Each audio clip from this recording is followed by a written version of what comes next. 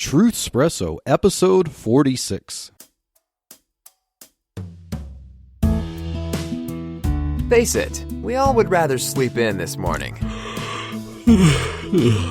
That's why God gave us espresso, to kickstart our zombified corpses into hyperdrive. And now, giving your mind and soul the morning shot of truth it craves. This is Truth Espresso with Daniel Minnick.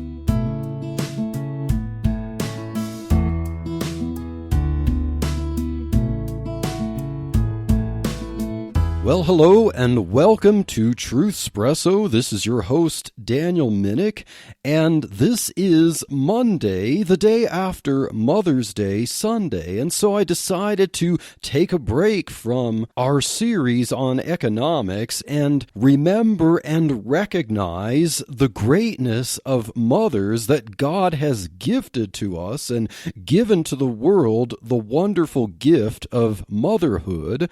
I would especially like to thank and recognize my own mother, who through thick and thin, through very difficult situations during my childhood, from birth complications and through various health issues, through issues of very difficult times of poverty, finance. My mom has always been one to work hard and to keep me on the straight and narrow. And so much of what I am today is a result of the hard work and persistence and care and nurturing of my mother. So, Mom, I would like to thank you very much for all that you have done for me. I want to honor you in that. I also would like to recognize my own wife, who, through a lot of difficulties regarding medical issues with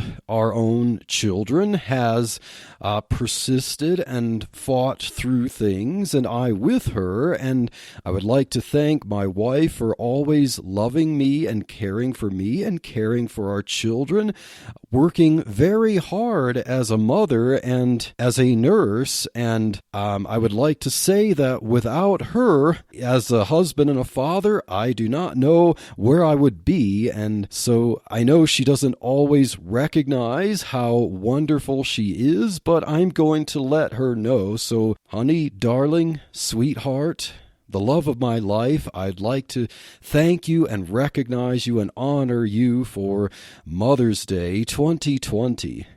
And of course, I'd like to honor my grandmother, who was a mother to my mother, and I know that things were not very easy during the time when she was a mother, raising my mother as a child in the South, in Florida. There were a lot of issues going on at that time, political issues and difficult issues in our nation, and they did not have the easiest life, but my grandmother stuck through that, and she has definitely been a very sweet lady through her entire life, sweet to me and my wife and Mom, and to her other grandchildren and my children, who are her great-grandchildren. So, Grandma, thank you for all you have done. You are definitely honored this Mother's Day. And so I would like to thank all the mothers out there that God has given us, and know that you are loved, and know that you should be loved. You deserve to be loved as you follow in God's design for motherhood, and as you desire to nurture and care for your children. Sometimes you're not recognized enough for that. And so for this episode, we'd like to get into 3 different examples of mothers in the Bible. For Mother's Day, I want to look at some mothers in the Bible and how they provided us an example for which to follow, examples from their lives which we can observe and copy and mimic and take to heart. And I hope that these particular mothers in the Bible will give the mothers in our lives some hope and some encouragement and some role models, So the first mother in the Bible that I'd like to get to is Eve, the mother of all progeny. Now you might be asking yourself, Eve? Why would I think of Eve as an example? I mean, Eve, being the first mother in the Bible, became the first mother on very difficult situation. In fact, one of the first things that we know about Eve is when she was deceived by the serpent. Yes, unfortunately, the first mother in the Bible was the one who was deceived and ate the fruit, and she gave to her husband Adam, and he ate. And we see that example, and we want to deride this first mother in the Bible. But may I encourage you that Eve is not diminished, not looked down upon that much in the Bible. In fact, there are things about Eve that really should be honored and given much more recognition than what we would often think should be given, and especially as we compare Eve to her husband Adam and how much Adam is treated in the Bible. Eve looks a lot more like a saint compared to Adam, and I believe that even in the fall, God gave Eve and God preserved for Eve the blessedness of a mother's heart. And so Genesis 3, verse 20, it says, "And Adam called his wife's name Eve because she was the mother of all living." Now let's note something very particular and interesting about this statement. Nowhere in the Bible is Adam ever called the father of all living, because the title or the description, the mother of all living, seems to be kind of an honorary title. It's a title that bestows a lot of honor, but yet Adam is never called the father of all living. Much of what is said of Adam in the Bible that we can observe after the fall is rather negative. Now let's look at what Matthew Henry, the great early Reformed commentator, said of Eve in his commentary about when Eve was created from the rib of Adam. Matthew Henry said in his commentary, quote, that the woman was made of a rib out of the side of Adam, not made out of his head to rule over him, nor out of his feet to be trampled upon by him, but out of his side to be equal with him, under his arm to be protected, and near his heart to be beloved. And so Eve was created to be beloved by Adam, and this wasn't beloved conditionally upon not disobeying the commandment of God, but to be beloved by being taken from the rib of Adam. Eve being from the man, from the rib of man, he is given her to love her in any situation. And let's note this, although Eve was deceived by the serpent, Adam was not deceived. This is not to knock on Eve. This is, in fact, to knock on Adam.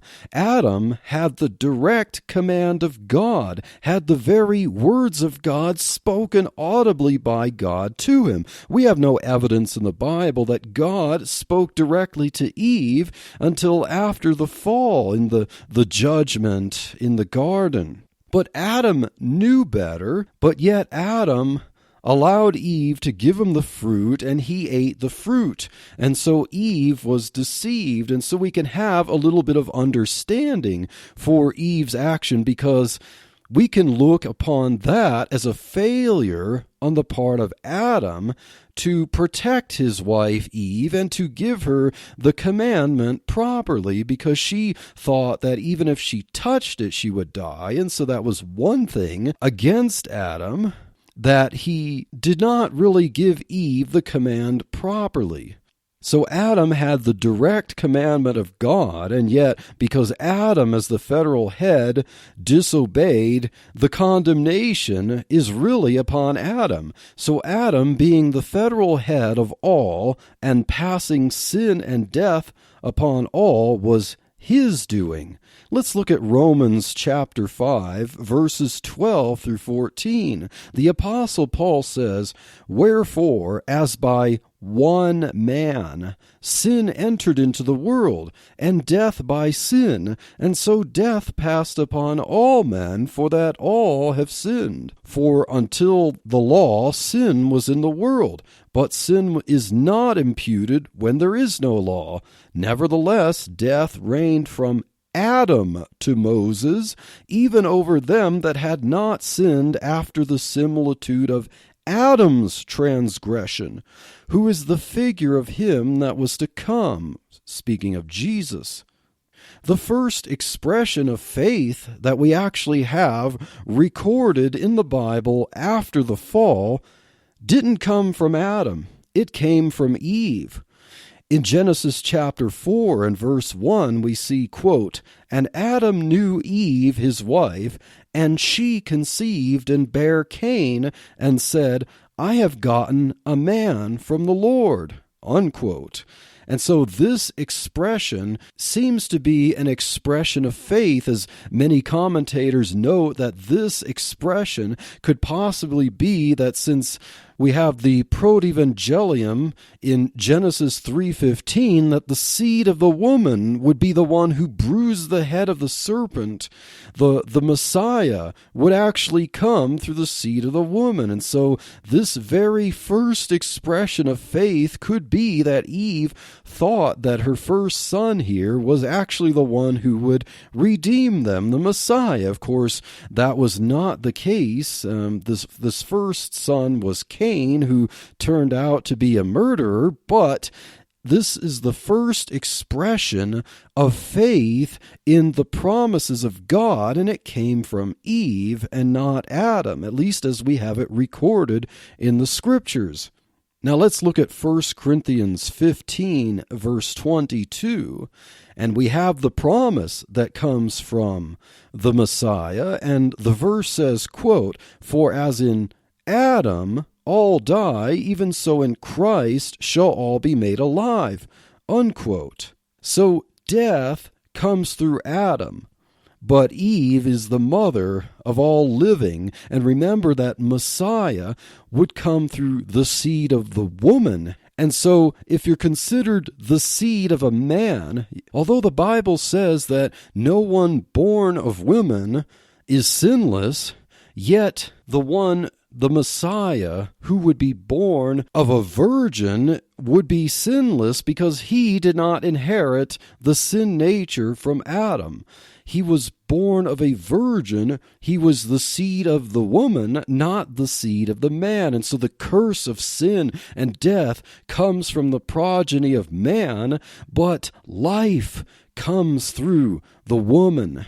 And so let us not think low of Eve. Let us think highly of Eve, as Eve, even in some sense, can be an antitype or even a type of Mary later on, who would bear the Messiah.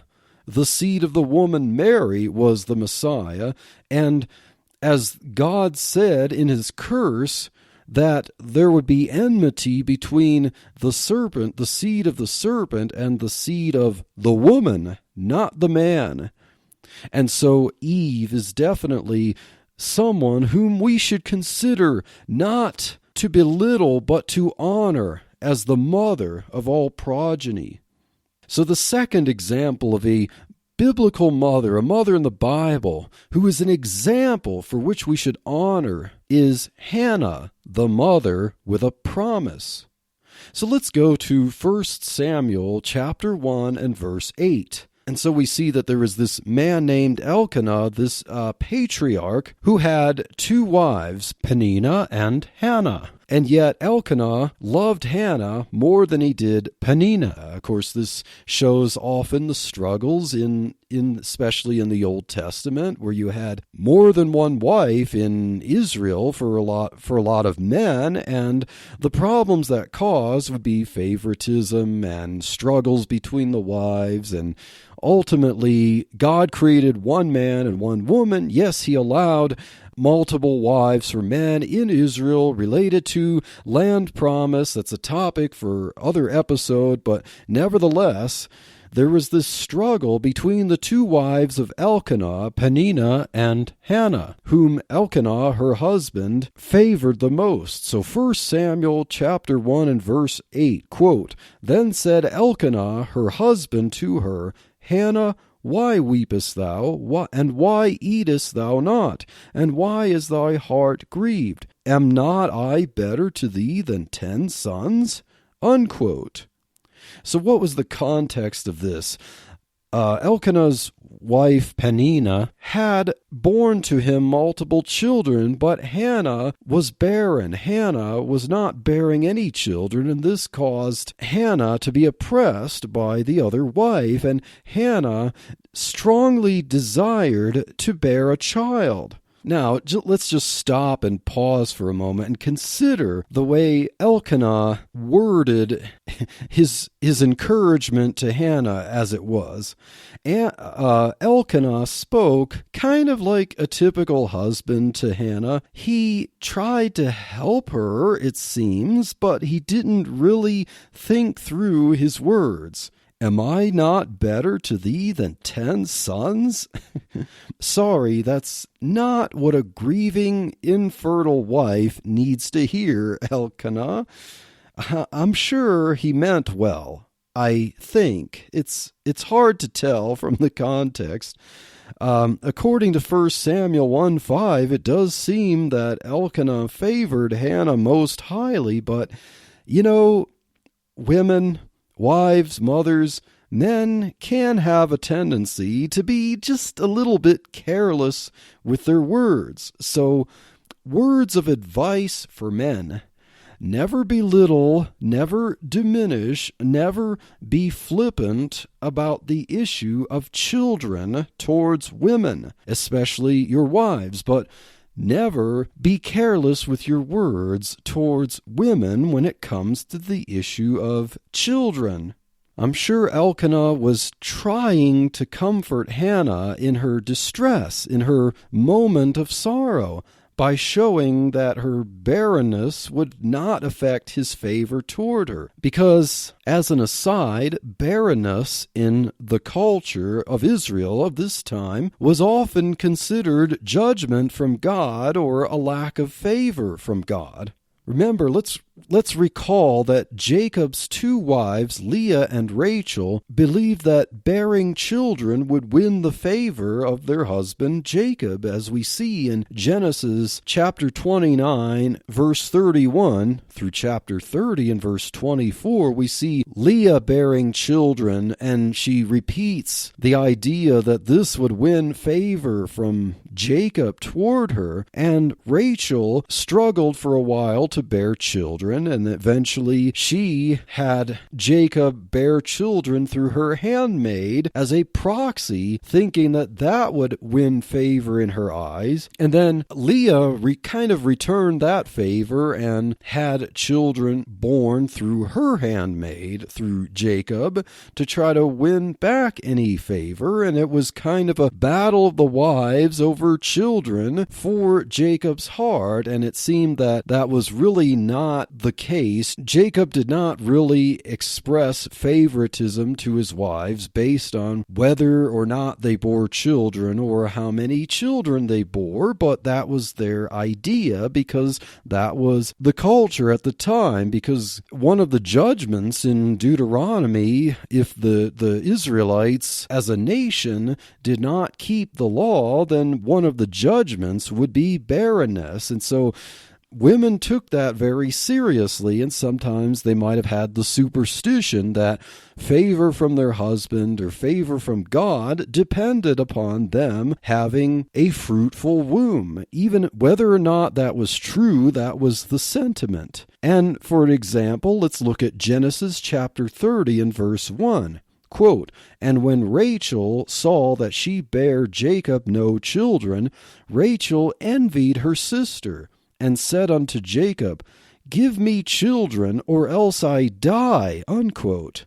So this expresses the extreme distress that Rachel had for bearing children. And she was distressed about her favor from Jacob over that. She was distressed about her favor from God over that, because before this, in the previous chapter, Leah, as she was bearing 3 children, one after the other, she praised God and said that God had recognized her and God was blessing her.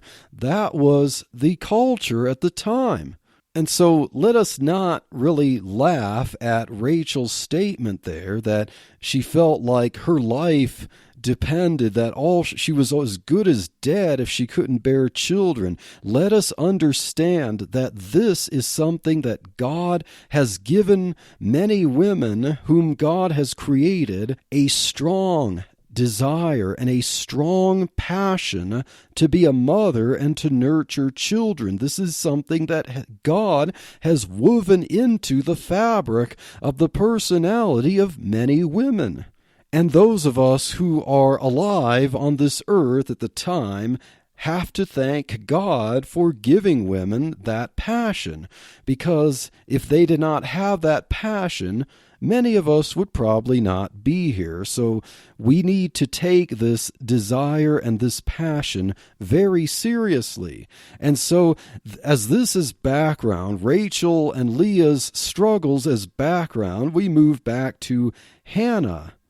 And we can see why Hannah was very distressed when her rival, her adversary, as it's said in the chapter, the other wife of Elkanah, who was bearing children, was oppressing her about that. And Hannah was very distressed. And Elkanah's words back to Hannah were no comfort, just as Jacob was no comfort to Rachel when she said this, "Give me children or else I die." And Jacob allowed himself to get a little upset about her emotional distress, saying, "Why would you complain about this? God is the one responsible for keeping you barren. It's not an issue for me. I'm not going to love you less, But, it says that Jacob was angry at her for the way she was acting. And of course, Jacob's words did not help Rachel, and Elkanah's words did not help Hannah. So husbands, dwell with your wife according to knowledge, as Peter says in 1 Peter 3:7. Understand that God gave many women a strong passion for bearing and nurturing children.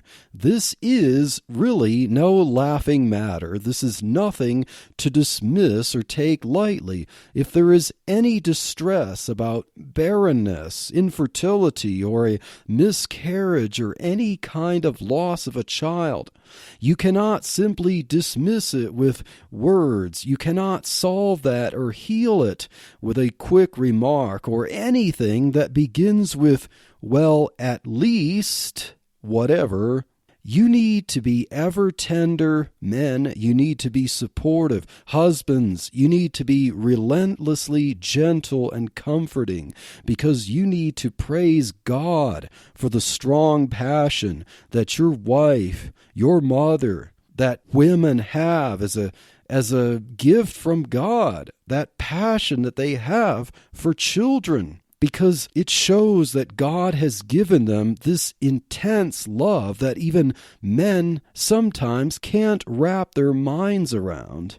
And so Hannah, in her distress, prayed to God, and the priest Eli even thought she was drunk because of how intently she was praying to God. But what was she praying to God for? Not just to have a child to compete with her rival, not just to have a child, even in her mind to please her husband Elkanah, but she wanted a child so that she can devote him to God. 1 Samuel 1:11 says, quote, "And she vowed a vow and said, O Lord of hosts, if thou wilt indeed look on the affliction of thine handmaid, and remember me, and not forget thine handmaid, but wilt give unto thine handmaid a man-child, then I will give him unto the Lord all the days of his life, and there shall no razor come upon his head, unquote. And so she was willing to give him as a Nazirite and have him take the Nazirite vow, and really, even as a mother, she wanted God to give her a child, and she would give him back to service to God, even if it meant that as a very young child, she would give him over to serve as a Levite in the temple and not really get to see him very much. He would be raised partially by the temple, by the priests in the temple. And so this is a kind of love that, many men really cannot understand, but we can only thank God for it. And so Hannah is an example of a mother with a promise. So number 1, Eve, the mother of all progeny. Number 2 example, Hannah, the mother with a promise. She desired children for a good cause, to serve God, as we see her praise in 1 Samuel 1, verses 27 through 28. For this child I prayed, and the Lord hath given me my petition, which I asked of him. Therefore also I have lent him to the Lord. As long as he liveth, he shall be lent to the Lord. And he worshipped the Lord there, unquote. Number 2, Hannah, the mother with a promise. And now finally, number 3, Jochebed, the mother with protection. You might remember the story that we see in the unfolding of the Exodus in Exodus chapter 1, that the Pharaoh who knew not Joseph was becoming concerned with the growth of the nation of Israel, the slaves, the Hebrew slaves in Egypt, how they were growing in number, and he did not want to give up his slaves who would build for him pyramids and temples and work in the fields to provide food for the king of Egypt and his household. And so he came up with this elaborate plot, and it seems all too familiar because we could compare what the king of Egypt, the Pharaoh, said about killing the male children among the Hebrews. We can compare this with King Herod during the time when Jesus was a baby, that Herod ordered all the young baby boys slaughtered because he feared that his throne was in jeopardy if someone should rise as the promised Messiah and rule over Israel. These men with power who did not want to lose their power over people because it gave them an easy and lavish life. And so the Pharaoh, the king of Egypt, ordered that the midwives who, as they're giving birth to a child of the Hebrews, that once the child comes out, if it's a male, they were to report it. They were to ensure that this male was killed. But in Exodus 1:17, it says, "But the midwives feared God and did not as the king of Egypt commanded them, but saved the men children alive." And so the nation of Israel, anyone who is an Israelite who descended from the 12 tribes of Israel, those who are alive to this day, owe their existence to the faithful midwives at this time in Egypt, when the midwives, under penalty of death, disobeyed the king of Egypt's orders, and because of their love for children, their love for life, they feared God and did not obey, but they saved the men children alive. And, as an aside, we'd have to recognize that these midwives were true midwives, because midwives are supposed to care for life and care for children, care for mother and child, unlike the midwife profession today, unfortunately, it's like not exactly the same order as they had then with the king of Egypt ordering all boys killed, but there's still this order that if someone does not want a child to live, that the midwives are somehow supposed to favor this and birth a child out of one side of their care and terminate a life out of the other side. And this is all supposed to be wrapped up in the package of care. The midwife profession, along with the medical profession, the doctors and the midwives today, associations all support the travesty, the murder of children, the unborn, as a part of medical care.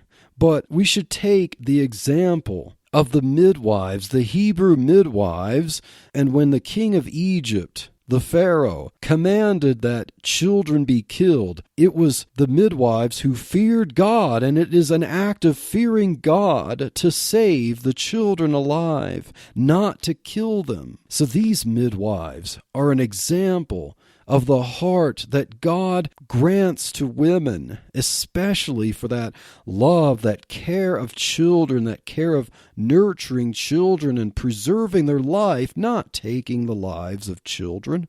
And we see that God blessed the midwives for protecting the lives of these unborn children.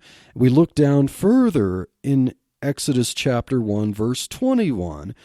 And it came to pass, because the midwives feared God, that he made them houses. So God blessed these midwives because they cared for children and they preserved their lives. And so we can see from this that God does not favor the taking of life. God favors what he made women to do, and that is to care for children and to nurture children and to raise children. Now, I know this point is about Jochebed, and we haven't gotten to Jochebed yet in this example number 3, but it is kind of fitting because this is the same situation. The midwives, the Hebrew midwives, saved the lives of the baby boys despite Pharaoh's order, and now we see Jochebed, who is Moses' mother. And Jochebed, like the Hebrew midwives, also risked her life to save her son. So in Exodus chapter 2, and verses 1 through 3, we read, And there went a man of the house of Levi, and took to wife a daughter of Levi. And the woman conceived and bare a son. And when she saw him that he was a goodly child, she hid him 3 months. So she, like the Hebrew midwives, hid this son from the evil Pharaoh and preserved his life. Now verse 3, And when she could not longer hide him, she took for him an ark of bulrushes, and daubed it with slime and with pitch, and put the child therein, and she laid it in the flags by the river's brink. And so this shows the faith of Jochebed, that she had to trust in God as she was hiding this boy, and now her son, her very own son. It's a very touching and gripping story about, a mother would never want to give up her son in the way that Jochebed did, but to best preserve his life, she realized that to preserve his life, she might never get to see him again. But with faith in God, she put him in a little basket and put him in the river, and it was headed toward the Pharaoh's daughter. And as we know the story, Pharaoh's daughter found him in the river and actually had compassion on him, and then ordered for a Hebrew woman, which turned out to be Jochebed shortly, to nurse the child. And so Jochebed did get to perform her motherly duties with baby Moses then after all. And so the story of baby Moses was a happy ending for that time. But Jochebed could only trust God with the results while she tried to protect him. And so this example number 3 is Jochebed, the mother with protection. Sometimes it seems that there's a lot of almost political idolatry it's like, sometimes we can't forget the sacrifice that soldiers make in the armed forces, that men who are willing to risk life and limb to protect freedoms. There's lots of political debate over that issue, and we should not forget the sacrifice that often men on the battlefield do to protect liberties. But we often don't realize that not all protection of life is in the form of brute strength and strength of hand and strength of foot and carrying weapons. We see that Jochebed as an example of a mother who didn't have great strength, who couldn't just fight in a war and fight in a battle and fend off Egypt's armies and protect her children that way. No, God gives women and gives mothers love that they would be willing to go through tremendous efforts in their fight to protect the lives of their children and to nurture their children in ways that men could never conceive of, in ways that would be difficult even for many men to imagine. And we can't forget what God gives to women, what God gives to mothers in their own ways to protect children. And so I hope these were an encouragement to you for Mother's Day. We looked at 3 examples of mothers in the Bible. Number 1, Eve, the mother of all progeny. Number 2, Hannah, the mother with a promise. And number 3, Jochebed, the mother with protection. And so I'd like to say, in conclusion, mothers, wives, we honor you. We would not be any of the good that we would be if it weren't for the sacrifice and the labor of love that mothers provide. And so, happy Mother's Day to all mothers everywhere. May God bless you.